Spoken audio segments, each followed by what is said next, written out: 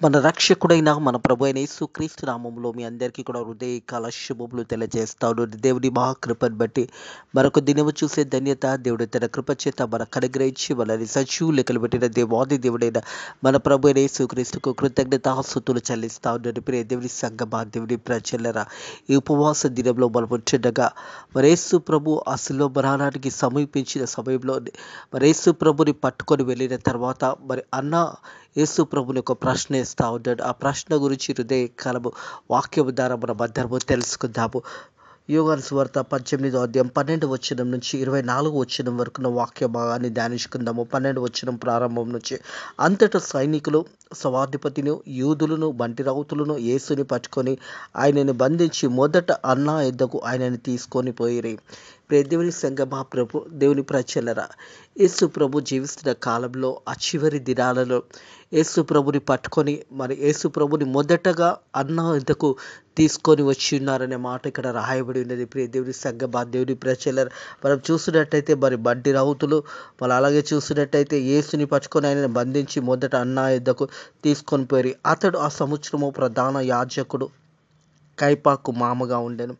ఆ సంవత్సరం వల్ల అతనుడు ప్రధాన యాజకుడుగా ఉన్నాడు.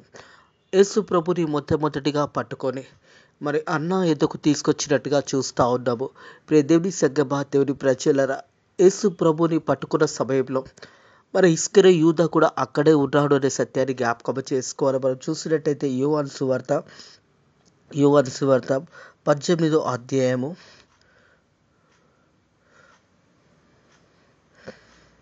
18వ అధ్యాయంలో చూసినట్టయితే వారు నజరుడైన యేసుని ఆయన ఉత్తరంగా యేసు ఆయన నేనే అని వారితో చెప్పాను. ఆయన అప్పగించే యూదా వారి యొద్ద నిలిచి ఉండెను. ఆయనను అప్పగించే యూదా కూడా అక్కడే ఉన్నాడు. ప్రియ దేవుని సంగమా, దేవుని ప్రజల యేసు ప్రభుని పట్టుకొని మొట్టమొదటిగా వారు తీసుకొచ్చింది ఎవరంటే అన్నా దగ్గరికి తీసుకొచ్చారు. ఆ సమయంలో అతడు ప్రధాన యాజకుడుగా ఉన్న సమయంలో మరి యేసు ప్రభుని పట్టుకొని అక్కడికి తీసుకొచ్చినట్టుగా చూస్తూ ఉన్నాం. 13వ వచనం చూసినట్టయితే మరి అతడు ఆ సంవత్సరం ప్రధాన యాజకుడు కైపాకు మామ. కైప ఒక మనుష్యుడు ప్రజల కొరకు చనిపోట ప్రయోజనకరమని యూదులు ఆలోచన చెప్పినప్పుడు మరి ప్రజల కొరకు చనిపోవడము, ఒక మనుషుడు ప్రజల కొరకు చనిపోవడము, ఆ సమయంలో ఈ మాటను అక్కడ జ్ఞాపకం చేస్తూ ఉన్నారు. ఒక మనుషుడు ప్రజల కొరకు చనిపోవడం ప్రయోజనకరమని యూదులకు ఆలోచన చెప్పినవాడు. మరి యూదులకు ఆలోచన చెప్పినవాడు ప్రజల కొరకు ఒక మనుష్యుడు చనిపోవడం గురించి మరి యూదులకు ఆ ఒక మాటను అతడే తెలియజేశాడు. కైప అనే ఒక మనుష్యుడు ప్రజల కొరకు చనిపోవట ప్రయోజనకరమే అని యూదులకు ఆలోచన చెప్పినవాడు. సీమోను పేతురు మరొక శిష్యుడు యేసుని వెంబడించి పోవుచుండెరి. దేవుని సంగమా, దేవుని ప్రజలరా, యేసు ప్రభుని పట్టుకొని వెళుతున్న సమయంలో పేతురుతో పాటు మరొక శిష్యుడు వెంబడిస్తూ ఉన్నారు. ఎక్కడికి తీసుకెళ్తున్నారు? యేసయ్యనని. యేసయ్య వెనుకల నుంచి వారు వెంబడిస్తూ ఉన్నారు. మరి యేసు ప్రభుని ఎక్కడ తీసుకుపోయినారో చూసినట్టయితే సిమోను పేతురు మరొక శిష్యుడు యేసుని వెంబడించి పోచుండేది. ఆ శిష్యులో ప్రధాన యాజకునికి వెళ్ళేవాడు గనుక అతడు ఆ ప్రధాన యాజకుని ఇంటి మూటిలో యేసుతో కూడా వెళ్ళాను. మరి యేసు ప్రభుతో కూడా వెళ్ళి యేసు ప్రభుని పట్టుకొని వెళుతుండగా మరి యేసు ప్రభు వెంట యేసు ప్రభు శిష్యుడు మరి పేతురు, మరొక శిష్యుడు యోహాను ఉండవచ్చు. వీరిద్దరు కూడా మరి యేసు ప్రభుని వెంబడిస్తూ ఉన్నారు. యేసు ప్రభుని అక్కడికి తీసుకెళ్తున్న సమయంలో వారి వెనకాల నుంచి వెంబడిస్తున్నట్టుగా చూస్తూ ఉన్నాం. పేతురు దారం వద్ద బయట నిలబడి ఉండగా ప్రధాన యాజకునికి వెళ్ళవలనని ఆ శిష్యుడు బయటికి వచ్చి దారపాలతో మాట్లాడి పేతురు లోపలికి తోడుకొని పోయాను. మరి యేసు ప్రభుని ఆ సమయంలో వారు ప్రశ్నిస్తుండగా మరి యేసు ప్రభు ఆ సమయంలో అక్కడ ఉంటుండగా పేతురుతో పాటు మరొక శిష్యుడు కూడా అక్కడ ఉన్నాడు. పేతురుని లోపలికి వెళ్ళినప్పుడు మరి యేసు ప్రభుతో మాట్లాడుతున్న సమయంలో పేతురు మరి అక్కడ ఉన్నాడు. అయితే అక్కడ జరిగిన ఒక అంశం చూసినట్టయితే దారం వద్ద కావలిగా ఉన్న ఒక చిన్నది. పేతురుతో నీవు ఆ మనుషుని శిష్యులో ఒకడు కావా అని చెప్పగా అతడు నేను కానన్నాడు. దేవుని సంఘమా, దేవుని ప్రజలారా, 3.5 సంవత్సరంలో పరిచర్య చేశారు యేసు ప్రభు. యేసు ప్రభు మరి శిష్యులను ఎంతగానో ప్రేమించాడు.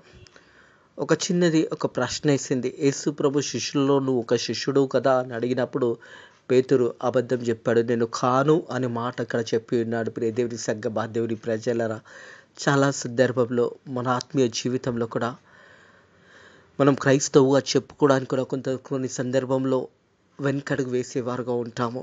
కొన్ని సందర్భంలో నువ్వు ఎవరు అని అడిగితే క్రైస్తవుడు అని చెప్పుకోవడానికి సిగ్గుపడేవారు చాలామంది ఉంటారు. వేరే మాటలు చెప్తారు. కానీ నేను యేసు ప్రభు, దేవాది దేవుని ప్రభు అయిన యేసు క్రీస్తు, నా కొరకు సిలువలో రక్తం చిందించిన ప్రభు అయిన యేసు క్రీస్తు మరి మా దేవుడు అని చెప్పుకోవడానికి కూడా చాలామంది వెనకడుగు వేసేవారుగా ఉంటారు. పేతురు కూడా యేసు ప్రభుతో 3.5 సంవత్సరంలో తిరిగిన తర్వాత కూడా ఎంతో పరిచర్యని చూశాడు. ప్రధాన శిష్యుడిగా ఉన్నాడు. మరొక చిన్నది ఇడిసిన ప్రశ్నకు పేతురు చెప్పిన మాట నేను అతన్ని కాను అనే మాట. ఆ చిన్నది అడిగిన మాట ఏంటంటే, నువ్వు యేసు ప్రభుతో మరి నువ్వు ఉన్నవాడు కదా, ఆయన శిష్యుడు కదా అని అడిగినప్పుడు పేతురు నేను కాను అని చెప్పి ఉన్నాడు. దేవుని సంఘమా, దేవుని ప్రజలరా, మనం కూడా చాలా సందర్భంలో క్రైస్తవులు అని చెప్పుకోవడానికి కూడా సిగ్గుపడేవారుగా ఉంటాము. దేవుని బిడ్డలుగా చెప్పుకోవడానికి మనకు ఇష్టం ఉండదు. చాలా సందర్భంలో వాళ్ళేమో అనుకుంటారు, వీళ్ళు ఏమో అనుకుంటారని ఆలోచన కలిగి ఉంటారు. కానీ దేవుని బిడ్డలుగా మనం ఉన్నప్పుడు మనం క్రైస్తవులు అని చెప్పుకోవడానికి సంతోషించాలి. మనం దేవుని యొక్క బిడ్డలుగా చెప్పుకోవడానికి సంతోషంతో ఒప్పుకోవాలి. కానీ ఇక్కడ పేతురు మాత్రము నేను అతని కాను అనే మాట ఇక్కడ జ్ఞాపకం చేసుకోబడుతుంది. దేవుని సంఘమా, దేవుని ప్రజలరా, చాలా సందర్భంలో ఎంతగా మనం పుట్టినది మొదలుకొని క్రైస్తవులుగా చెప్పుకున్న మనము కూడా కొన్ని సందర్భంలో యేసయ్య ఎవరు అంటే తెలియదు అని చెప్పే స్థితిలో మనం ఉన్నాము. అలాగే పేతురు కూడా ఒక చిన్న బిడ్డ ప్రశ్న వేసింది. యేసు ప్రభు శిష్యులను ఒక శిష్యుడు కదా అంటే అతడు కానని చెప్పి ఉన్నాడు. దేవుని సంఘమా, దేవుని ప్రజలరా, ఆ దారం వద్ద కావలిగా ఉన్న ఒక చిన్నది పేతురుతో నీవు కూడా ఆ మనుషులలో శిష్యుడు ఒకడు కావా అని చెప్పగా అతడు నేను కాననెను. అప్పుడు చలి వేసుకునేందుకు దాసులు బండి రావుతులతో మంటేసి చలి కాచుకుంటూ నిలిచిండగా పేతురు వారితో నిలబడి చలి కాచుకునిండెను. ఆ సమయంలో వారందరూ కూడా చలి కాచుకుంటున్న సమయంలో పేతురు కూడా అక్కడే ఉన్నాడు. దేవుని సంఘమా, దేవుని ప్రజలరా, పేతురు అక్కడే ఉండి మరి ఆ సమయంలో ఉన్నాడు. కానీ యేసు ప్రభుతో నువ్వు ఉన్నవాడు, నువ్వు యేసు ప్రభు శిష్యులలో ఒక శిష్యుడు అని ఒక చిన్నది అడిగినప్పుడు నేను కానని పేతురు జవాబిచ్చాడు. కింది మాటలు గమనించినట్టయితే ప్రధాన యాజకుడు అయిన శిష్యులు ఆయన బోధన గురించి యేసును అడగగా, మరి ప్రధాన యాజకుడు ఆయన శిష్యుల గురించి ఆయన బోధ గురించి యేసును అడగగా యేసు ప్రభుని అడుగుతూ ఉన్నారు. మరి యేసు ప్రభు శిష్యుల గురించి అదే రీతిగా యేసు ప్రభు బోధించే బోధ గురించి అడుగుతుండగా యేసు నేను బహుమాటంగానే లోకం ఎదుట మాట్లాడి తిని యూదులందరూ కూడి వచ్చి సమాజ మందిరంలో దేవాలయంలో ఎల్లప్పుడూ బోధించి తినే రహస్యంగా నేనేమి మాట్లాడలేదు. దేవుని సంఘమా, దేవుని ప్రజలరా, యేసు ప్రభు ఒక సువార్త ప్రయాణ సమయంలో యేసు ప్రభు సమాజ మందిరంలో అదే రీతిగా ప్రజలందరూ యేసే దగ్గరకు వచ్చినప్పుడు 5 రొట్టెలను 2 చేపలుగా చేసినప్పుడు మరి 5,000 మందికి పంచినప్పుడు మరి ఇంకా ఆ 12 గంపలు మెలిగి ఉన్నది. దేవుని సంఘమా, దేవుని ప్రజలరా, యేసు ప్రభు ఎంతో మందికి స్వస్థత దేవుడు అనుగ్రహించాడు. యేసు ప్రభు అనుగ్రహించి ఉన్నాడు. మరి ఎంతో మందిని ముట్టాడు. ఎంతో మందికి గుడ్డి వారికి చూపునిచ్చాడు. కుంటి వారికి తిరిగి నడవగలిగారు. ఇవన్నీ కూడా యేసు ప్రభు చెప్తున్న మాట ఏంటంటే ప్రజల ఎదుట చేశాను, రహస్యంగా నేను ఏమీ చేయలేదు. ప్రజలకు సువార్త ప్రకటించిన విషయంలో కానీ, సువార్త బోధించడం విషయంలో కానీ, సమాజ మందిరంలో బోధించే సమయంలో నేను రహస్యంగా ఏది కూడా మాట్లాడలేదు. సమస్తము ప్రజల ఎదుటనే మాట్లాడాను, ప్రజలకు సువార్త ప్రకటించాను అనేసి తెలియజేస్తూ ఉంటాడు. దేవుని సంఘమా, దేవుని ప్రజలరా, యేసు ప్రభు సువార్త ప్రకటిస్తున్న సమయంలో యేసు ప్రభు కాలినడకలు నడుస్తూ సముద్ర తీరంన కానీ ఎక్కడైతే ప్రజలు యేసు దగ్గరకు వచ్చినప్పుడు యేసు ప్రభు ప్రజలను ఒట్టి చేతులతో పంపలేదు. వారికి దేవుని యొక్క మాటలు తెలియజేసి అనారోగ్యంతో వాళ్ళని ముట్టి స్వస్థపరిచి ఎంతోమందిని యేసు ప్రభు బాగా చేస్తున్నాడు. తన దగ్గరకు వచ్చిన వారిని ఎవరిని కూడా ఉట్టి చేతులతో పంపలేదు. యేసు ప్రభువుకు ఈ ప్రశ్న వేశారు, మరి నీ గురించి నీ శిష్యుల గురించి ఎలా నువ్వు బోధించుచున్నావు అని అడుగుతున్నప్పుడు యేసు ప్రభు చెప్తా ఉన్నాడు, రహస్యంగా నేను ఏది కూడా బోధించలేదు, సమాజ మందిరంలో ప్రజల మధ్యలో నేను బోధించానని యేసు ప్రభు తెలియజేస్తూ ఉన్నాడు. యేసు నేను బహుమాటంగానే లోకం ఎదుట మాట్లాడి తిని, లోకమందరి ఎదుట ప్రజలందరి ఎదుట నేను మాట్లాడి తిని అని ఈ మాట యేసు ప్రభు తెలియజేస్తూ ఉన్నాడు. అలాగే చూసినట్టయితే యూదులందరూ కూడి వచ్చి సమాజ మందిరంలో దేవాలయంలో ఎల్లప్పుడూ బోధించి తిని, యూదులందరూ వచ్చినప్పుడు సమాజ మందిరంలో మరి దేవుని యొక్క మందిరంలో నేను బోధించి ఉన్నాను, వారందరికీ కూడా నేను బోధించి ఉన్నానని యేసు ప్రభు చెప్తా ఉన్నాడు. యూదులందరూ కూడి వచ్చి సమాజ మందిరంలో దేవాలయంలో ఎల్లప్పుడూ నేను బోధించి తిని, ఎల్లప్పుడూ కూడా నేను బోధించింది అన్నమాట జ్ఞాపకం చేస్తూ ఉన్నాడు. అలాగే చూసినట్టయితే రహస్యంగా నేనేం మాట్లాడలేదు, నీవు నన్ను అడగలేలా, నేను వారికి ఏమి బోధించి విన్నవారిని అడుగుము అన్నాడు. హల్లెలూయా. యేసు ప్రభు చెప్తా ఉన్నాడు, మరి నువ్వు నన్ను ఎలా అడుగుతున్నావు, నా బోధ నా సువార్త విన్నవారిని అడుగు, వారిని తెలియజేస్తారు కదా అని యేసు ప్రభు చెప్తా ఉన్నాడు. ప్రియ దేవుడి సగ్గబా దేవుడి ప్రజలారా, నీవు నన్నేలా అడగనేలా, నేను వారికి ఏమి బోధించుతునో విన్నవారిని అడుగుమో. నేనేం బోధించాను, ఏ సువార్త నేను బోధించానో విన్నవారిని అడుగుమని యేసయ్య మరి తెలియజేస్తూ ఉన్నాడు. ఆయన ఈ మాటలు చెప్పినప్పుడు దగ్గర నిలిచిన బంటి రౌతులు ఒకడు, ప్రధాన యాజకునికి ఇలాగ ఉత్తరం ఇస్తున్నావు అని చెప్పి యేసుని అరచేతిలో కొట్టాను. ప్రధాన యాజకునితో ఇలా మాట్లాడుతున్నావు అని యేసు ప్రభు దగ్గర నిలిచిన ఒక బంటి రౌతు, ఒక సైనికుడు యేసు ప్రభు అరచేతిలో కొట్టిడ్డాడు. ప్రియ దేవుడి సగ్గబా దేవుడి ప్రజలరా, ఒక ప్రధాన యాజకునితో ఇలా మాట్లాడతావు అని చెప్పి కోపముతోనే ఆ ఒక సైనికుడు యేసు ప్రభుని గాయపరిచిటాడు, తన అరచేతిలో కొట్టి ఉన్నాడు. ఇక్కడి నుంచి యేసయ్య ఆ శిలువ శ్రమలు, ఇక్కడి నుంచి యేసయ్య యొక్క శరీరం అంతా కూడా నలుగుట్టడం ప్రారంభించబడిందే. మొదటగా ఆయన చేతుల మీద గాయపరిచారు, అరచేతులలో కొట్టి ఉన్నారు యేసయ్యని. ఇక్కడి నుంచి మరి యేసు ప్రభు ఒక శ్రమను జ్ఞాపకం చేసుకుంటే, యేసు ప్రభు ఒక శరీరము ఇక్కడ నుంచి మరి శ్రమకు పాలైనదని సత్యాన్ని జ్ఞాపకం చేసుకోవాలి. మరి యేసు ప్రభు అక్కడ చెప్పింది సత్యమే చెప్పి ఉన్నాడు. అయినా కానీ ఆ సైనికుడు ఒకడు యేసు ప్రభు ఆ చేతుల మీద ఆ కొరడాతోని గట్టిగా కొట్టి ఉన్నాడు. ప్రియ దేవుడి సగ్గబా దేవుడి ప్రజలరా, కింది వచనంలో చూసినట్లయితే, అందుకు యేసు, నేను కాని మాట అడిగిన ఎడల కాని మాట ఏది కూడా నేను చెప్పుము, మంచి మాట ఆడిన ఎడల మరి నన్ను ఎలా కొట్టుచున్నావు అని యేసు ప్రభు ప్రశ్నిస్తూ ఉన్నాడు. నేను కాని మాట ఏం మాట్లాడానో చెప్పు, నేను మంచి మాట మాట్లాడాను, ఏదైతే అడిగారో దానికి నేను ఉత్తరం ఇచ్చి ఉన్నాను, నన్ను ఎలా కొట్టావు అని యేసు ప్రభు ఇక్కడ ఒక ప్రశ్న ఇస్తున్నాడు. ప్రియ దేవుని సగ్గబా దేవుని ప్రజలరా, అందుకు యేసు, నేను కాని మాట అడిగిన ఎడల ఆ కాని మాట ఏదో చెప్పుము, మంచి మాట ఆడిన ఎడల నన్ను ఎలా కొట్టుచున్నావు అని ఆ ఒక సైనికుని యేసు ప్రభు అడుగుతూ ఉన్నాడు. నేను కాని మాట ఏం మాట్లాడాను, ఎలా సువార్త ప్రకటిస్తున్నావు అని అడిగినప్పుడు, నీ శిష్యుల గురించి నా శిష్యుల గురించి వారు అడిగినప్పుడు, నా బోధ గురించి అడిగినప్పుడు యేసు ప్రభు చెప్పి ఉన్నాడు, సమాజ మందిరంలో బోధించాను, యూదులందరూ నా దగ్గరకు వచ్చినప్పుడు సమాజ మందిరంకి వచ్చినప్పుడు బోధించాను, అలాగే ప్రజలందరూ నా దగ్గరకు వచ్చినప్పుడు బోధించాను అని చెప్పినప్పుడు ఎదురు మాట్లాడుతున్నావు అని చెప్పి యేసు ప్రభు అరచేతిలో మొదటి గాయపోయినదే. ప్రియ దేవుడి సగ్గబా దేవుడి ప్రజలరా, మరి యేసు ప్రభు అడుగుతా ఉన్నాడు, నేను ఒకవేళ అడగని చెప్పలేని మాట ఏం చెప్పానో చెప్పు, ఒకవేళ నేను మంచి మాట యథార్థంగా చెప్పినావు కాబట్టి నన్ను ఎందుకు కొట్టావు అని యేసు ప్రభు అడుగుతా ఉన్నాడు. 24వ వచనం చూసినట్టయితే, అంతటా అన్న యేసుని బంధించబడును గట్టుగా ప్రధాన యాజకులు కైపా యుద్ధకు పంపుము. యేసు ప్రభుని మరి అన్న అంటా ఉన్నాడు.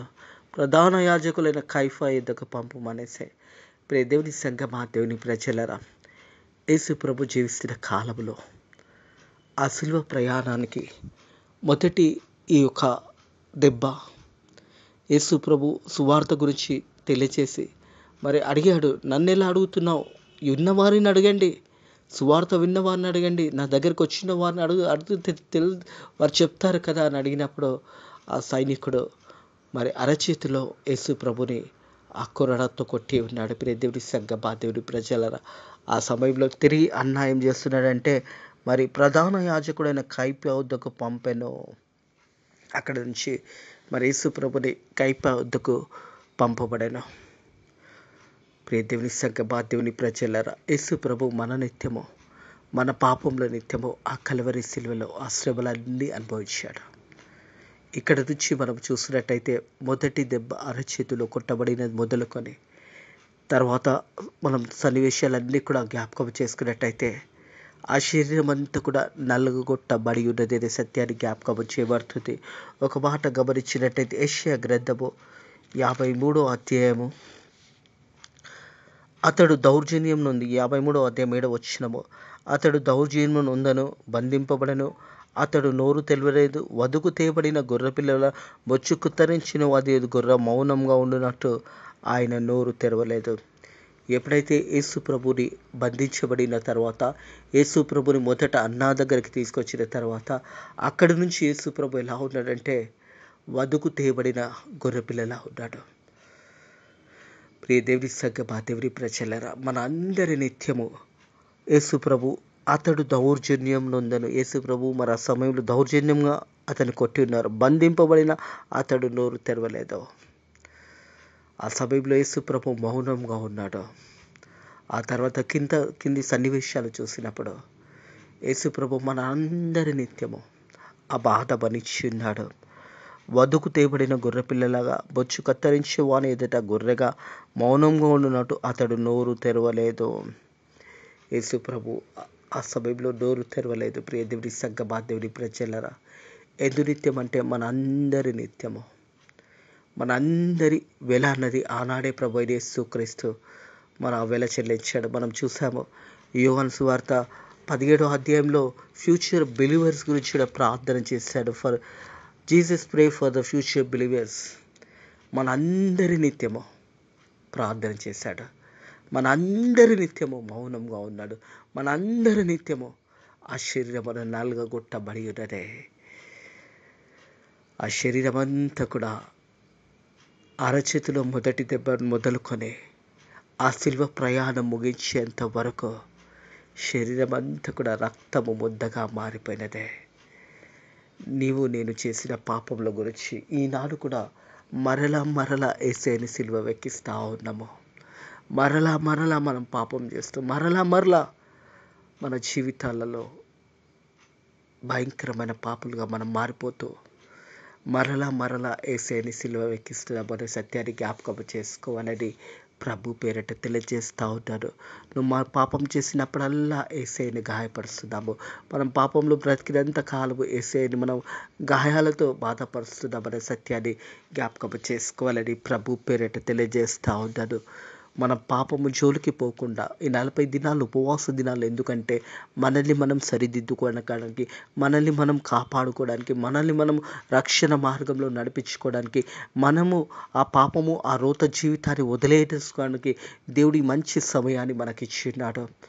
ఈ 40 days ప్రేయర్స్లో, ఈ లెంట్ 40 daysలో మనలో ఉన్న పాపాన్ని, మనలో ఉన్న అసూయాన్ని, మనలో ఉన్న కోపాన్ని, మనలో ఉన్న గర్వాన్ని, మనలో ఉన్న ప్రతి పాపము తీసుకోవడానికి ఉపవాస దినాలు ఎంతో ప్రాముఖ్యమే అయిన ఈ సత్యాన్ని జ్ఞాపకం చేసుకోవాలని ప్రభు పేరట తెలియజేస్తూ ఉంటారు. మనలో చెడుని, మనలో ఉన్న పాపాన్ని తీసుకోవడానికే దేవుడి ఉపవాస దినాలలో మనకు దగ్గరగా జీవిస్తూ మనం వేసే దగ్గరికి వచ్చి మన పాపాలు ఒప్పుకున్నట్టయితే ఆయన నమ్మదగిన వాడు, నీతిమంతుడు కనుక సమస్త పాపంలో నుంచి, దుర్నీతి నుంచి మనల్ని విడిపించి మనల్ని పవిత్రులుగా చేస్తాడనే సత్యాన్ని జ్ఞాపకం చేసుకోవాలని ప్రభు పేరట తెలియజేస్తూ ఇటు మాటలను ఈ కాలం దేవుడు మీ ఆత్మీయ జీవితంలో దేవుడు దీవించి ఆశీర్వదించిన గాక. ప్రియ దేవుడి సంగమా, దేవుడి ప్రజలారా, వాక్యానుసారంగా మనల్ని మనం కట్టుకొని వాక్యానుసారంగా ముందుకెళ్దాము. అటు కృప దేవుడు మనకు అనుగ్రహించును గాక. ప్రార్థన చేసుకుందాము. పరిశుద్ధుడా దేవానికి వందనములు, స్తోత్రములు తండ్రి. మా కొరకు నైనా నీ అరచేతులు గాయపరిచి ఉన్నాయి నైనా ప్రభా.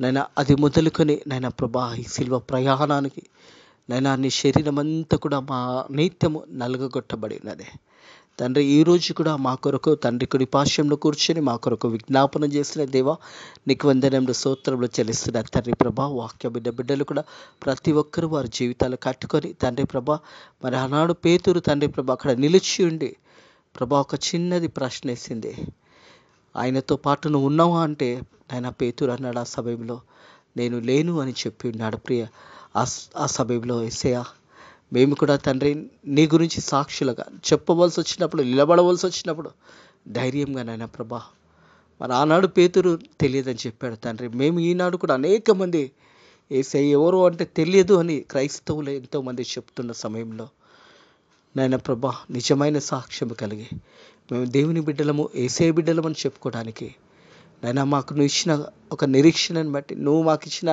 ధన్యతను మేము జ్ఞాపకం చేసుకొని మనుషులు ఎదుట నేను గణపరిచి, నేను మహిమపరిచి బిడ్డగా జీవించడానికి నువ్వు సహాయం చేయమని యేసయ్య ఈ రోజంతట్లో కూడా నీ రెక్కల కింద భద్రత, కాపుదల దయచేయమని నజరుడైన యేసుక్రీస్తు నామంలో ఈ ప్రార్థన అడిగి వేడుకుంటున్నాము తండ్రి.